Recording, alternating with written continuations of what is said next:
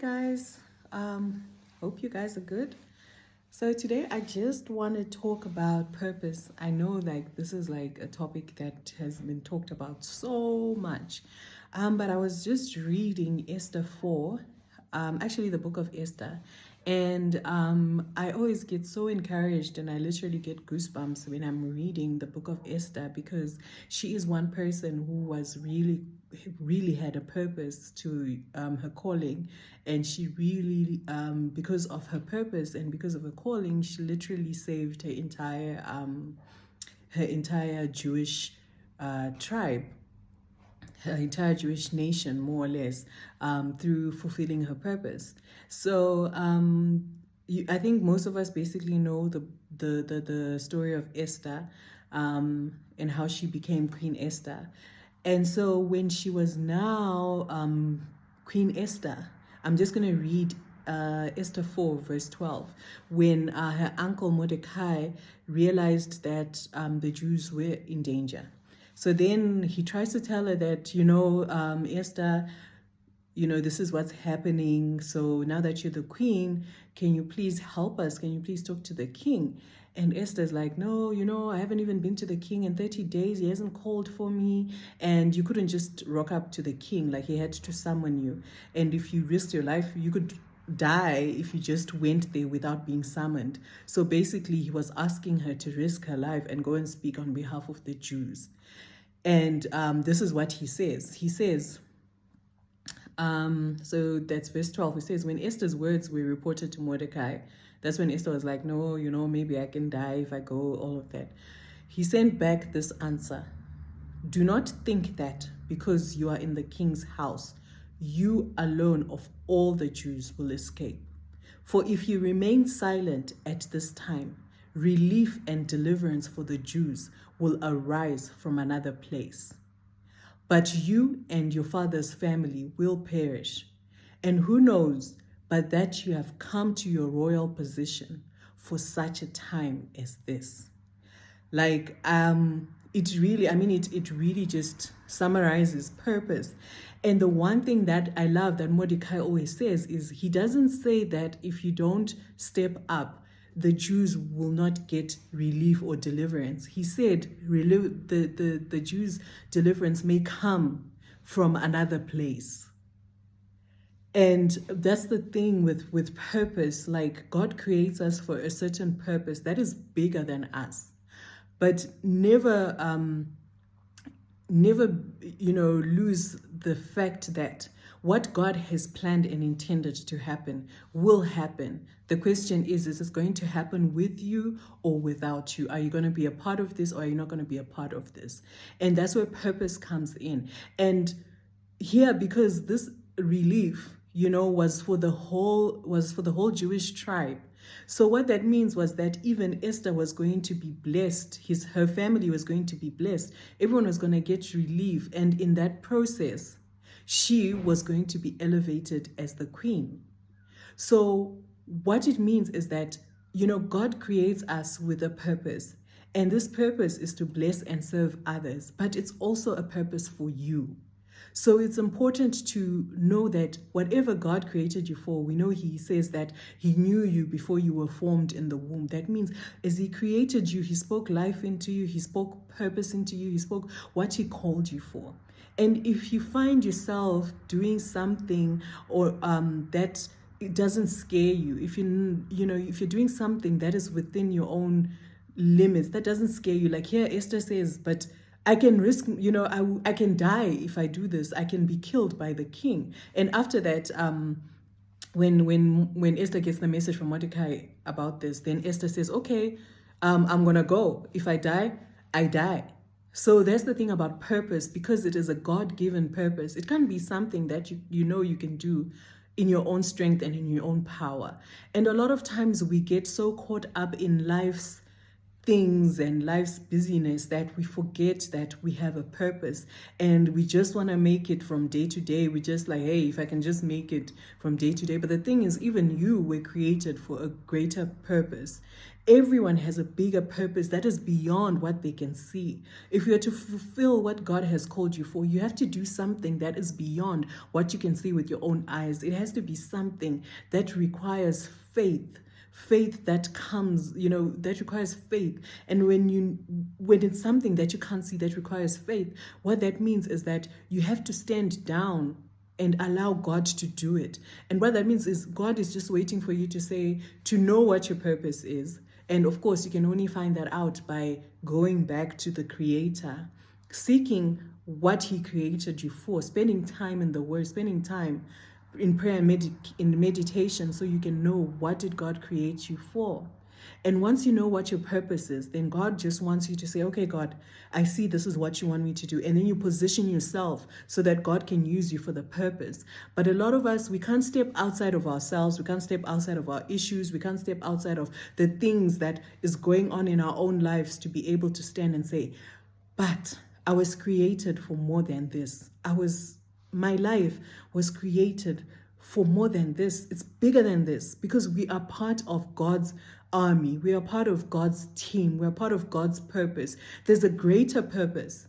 And then there's individuals who come together to fulfill the greater purpose. It says, how beautiful are the feet of the one that carries the gospel, And when we're talking about the gospel, we're not talking about just preaching. We're talking about, whatever you do within your purpose is preaching, is carrying the gospel. If you're doing it, aligned with the purpose of how God created you to be, whether it's serving within your career, whether it's serving within your family, wherever it is that God has called you, you have to know that your purpose is greater. It's a bigger picture, and it's so important to God for you to know where you plug in, to know what kind of tool God created you to be. And the thing about walking in your purpose and knowing what kind of tool you are is you're not going to abuse yourself and you're not going to misuse yourself. So that means when you know what you're created for, you're going to go into that purpose and you're going to hit the nail on the head. There won't be any faffing around. If you know what tool you are in the kingdom. You will let other situations pass, but when this comes up, yep, I'm up. This is what I was called for. And you go and you do it, and you do it right, you do it well, and in the spirit of excellence, because you're working within the function that God created you to be. But we have a lot of people that are really struggling. They're frustrated, they're fatigued, they're not happy, some even depressed, because you are working, you are a tool that is working outside of your function. You're doing things that you were not called to do. You've lost sight of seeking what has God called you to do, because our purpose here on this earth is much bigger. And a lot of times God just wants you to seek Him, to know what He created you for, to understand that, and then to yield and say, God, use me as you have intended, and you will find peace. You will find joy. You will just see the amazing things that God can do, Some people are in situations where they've kind of lost a little bit of faith. They limit God. They don't know to what extent God works, and they want to do everything themselves. But that's because you haven't yielded to say, God, okay, what's the bigger picture here?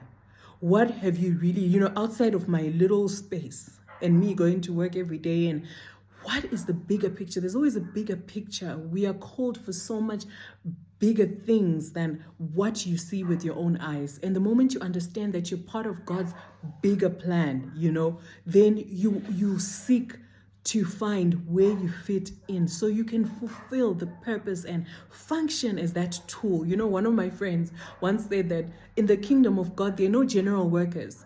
You will exhaust yourself and you'll fatigue yourself because you're everywhere, but you're everywhere not being effective. You're just a person there, but you're not effective, and you don't have peace, and you're not happy because you're not functioning in what you were created for. Try using a fork to to drink something that, to have porridge. Try, like mealie meal porridge or something, and take a fork and try and eat porridge using a fork. It's just not going to work. You might get a little bit of porridge, but it's going to take you a very long time. Unlike if you take a spoon to do what the spoon was made to do, you're going to eat porridge and it's going to be done fast. Or if you use a fork for what the fork is meant to do, then the fork, then the process is going to be quick of eating and you're going to be done, if you get what I mean. So it's very important to think outside of yourself, to understand that God created you for a bigger purpose. And it's from knowing your purpose a lot of times that you're going to find the peace, you're going to find the joy. But how do you know your purpose? You have to spend time in the Word. You have to spend time in prayer and meditation to understand and to hear from God on where He wants you to go and what He wants you to do. Because trying to do things in your own strength, you end up misusing yourself, or you're underutilized. You're not using your gift to hit the nail on the head for what God has called you to do. You're just faffing around trying to do stuff, but you're not doing exactly what God called you to do. Because when you get into your purpose and you start doing exactly what God has called you to do, you are going to soar, you're going to fly. I mean, God just puts the God factor in it, because now you are aligned, and you will see exponential blessings, exponential growth. You will see things in ways that you have never seen before, because you're now aligned with what God actually created you for. Life is not just about enduring, about bills, about this, about that. Those usually are actually distractions from the fullness of what God has actually created you to do and created you for. And if you just take time out to seek that, then everything else will follow. It says, seek ye first the kingdom of God and His righteousness, and all these things shall be added unto you. God has blessed you with things in your life that now end up being a distraction. But those are just things that God has blessed you in your life, but they're not supposed to distract you from what God has actually called you for. So I just want to encourage you in terms of purpose. And another thing is, sometimes some people feel like they have an idea of what their purpose is. They have an idea of what they have been called for, but they don't have the tools, or you feel like you don't have the tools. And I will go to Esther 2, verse 12, which talks about when Esther needed to go in, when it was time. Like what they say is that when these queens were selected to be the queen, you needed time for preparation.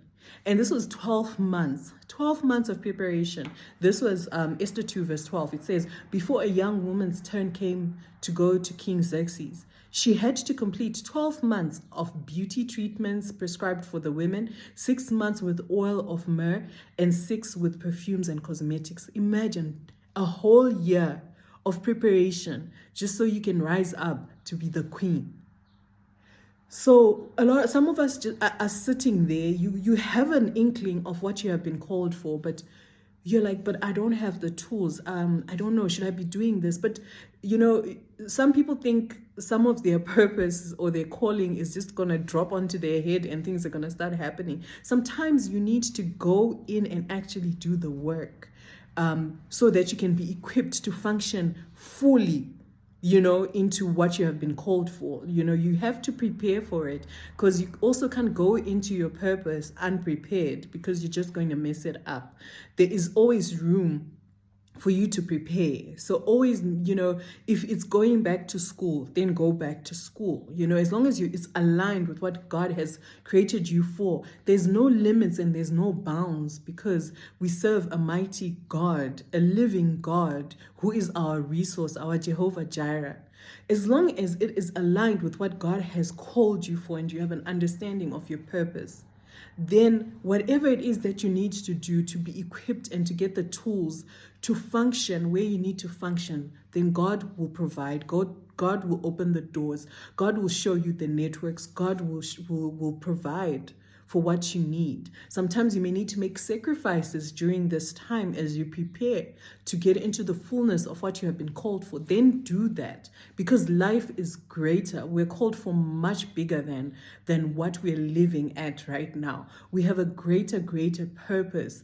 God has a greater plan, So don't don't limit yourself. Don't allow the devil put ideas in your head about your limits, because some people have thoughts of, okay, I feel like this is what I've been called for, it's been coming back to me back and back, over and over again, but I don't think I can do it because I'm not sure where to start.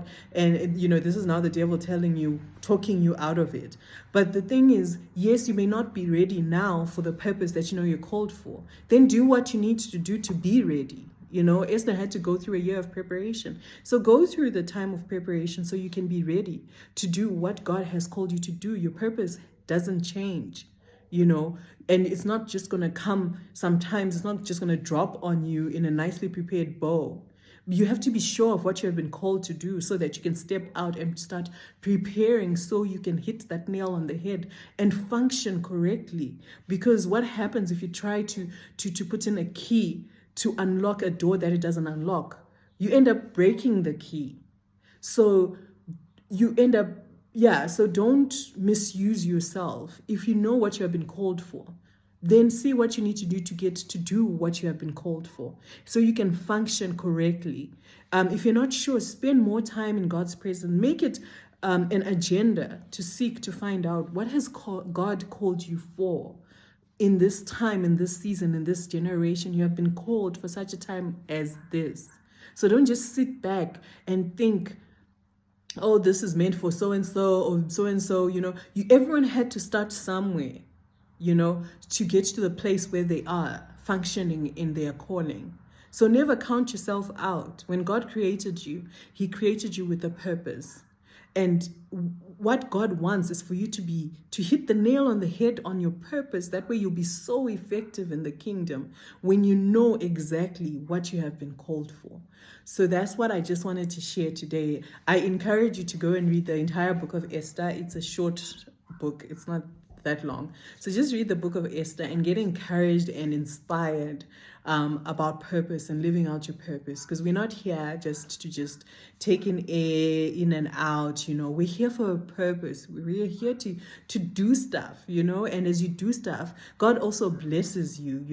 You also get a blessing, you also get a fulfillment, because once you're just walking in that purpose, everything else around you just aligns, because you've aligned yourself with God, the author and perfecter of your life. So that's my encouragement for today. So please do read the book of Esther, and I'm sure you get more revelations out of it. So yeah, thank you.